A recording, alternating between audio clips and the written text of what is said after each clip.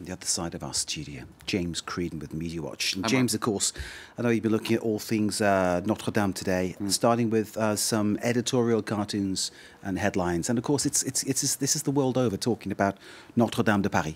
That's right. I think I'll start with, before we get to the cartoons, this video is showing rolling news channels around the world covering it. This is the Huffington Post French edition. It was opening the news in all over the world, essentially. You have Rai Uno in Italy, for example, that broke its evening programming, just cut straight through it to go to the breaking coverage. You had NHK in Japan, opened with it.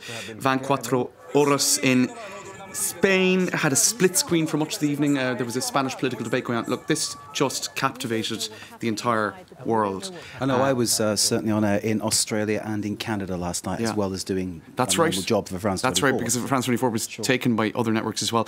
Cartoonists, then, this is a cartoonist in Beirut, won his Quasimodo, featuring heavily because, of course, of Victor Hugo's rendering or storytelling around Notre Dame. Even the darkest night will end and the sun will rise. That's a quote by Victor Hugo in Les Miserables. So a note of redemption with the gargoyle in the middle of the smoke there.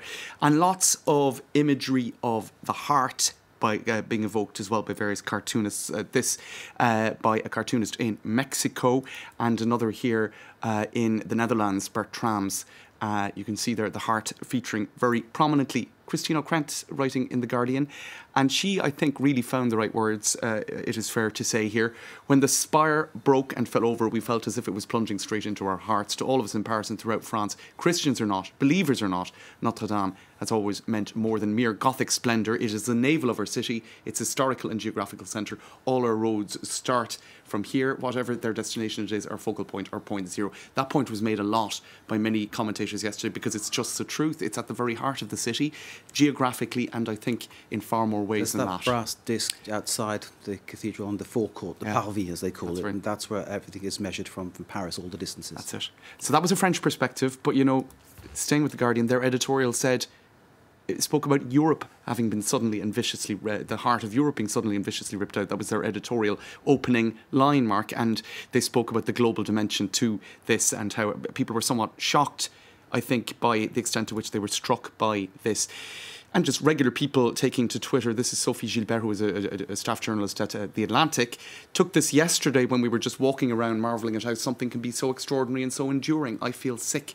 I think a lot of people shared that sentiment too. And that image there that she took is, I think, a typical focal, what would you say, perspective on Notre Dame. And you had Le Monde doing this kind of before and after sequence, showing, unfortunately, that's not working very well. We'll move on.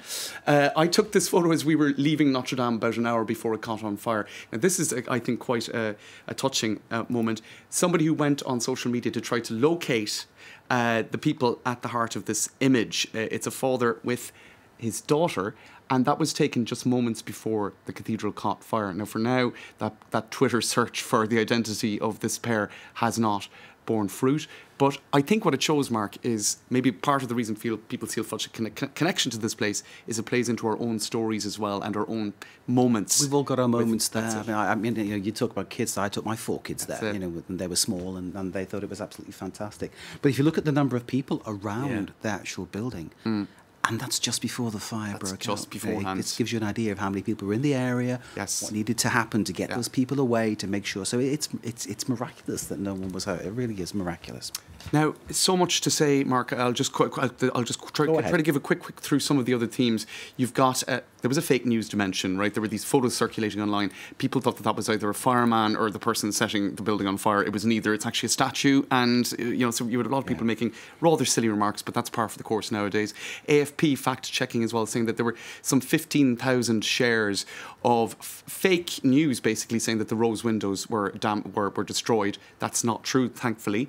They have survived. Then there was this rather unfortunate That is detail. remarkable. Yeah, it is crazy. Some of the glass in that dates back to what, the 13th century or something like that. It's absolutely crazy, isn't it, that it can survive that. And I think people were saying the lead as well. It's even more bizarre that the lead wasn't affected by the flames. Melt, you know, it's amazing. We're thankful a case. In any case, YouTube, they had this new fact check tool which is meant to flag information and send you towards more reliable information online.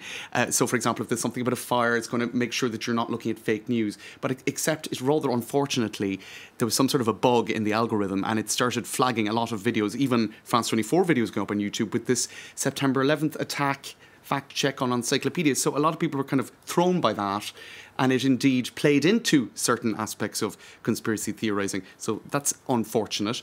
And there was also, I'll just finish with this very briefly, there was a small fire at Al-Aqsa Mosque in Jerusalem that got barely any coverage in the Israeli and local media there because it was just not worth talking about. Newsweek mentioned both in one headline, which got a lot of criticism for being clickbait and unhelpful. So, and that is a cardinal sin this day and age, isn't it, for some people? It is. James, thank you very much indeed. James with Media Watch, continue to look at things on Notre Dame. Kate with the business, as ever, great to see you. And thanks to you for watching, because without you, of course, we'd feel very lost. Please stay with us. More to come here, live from Paris.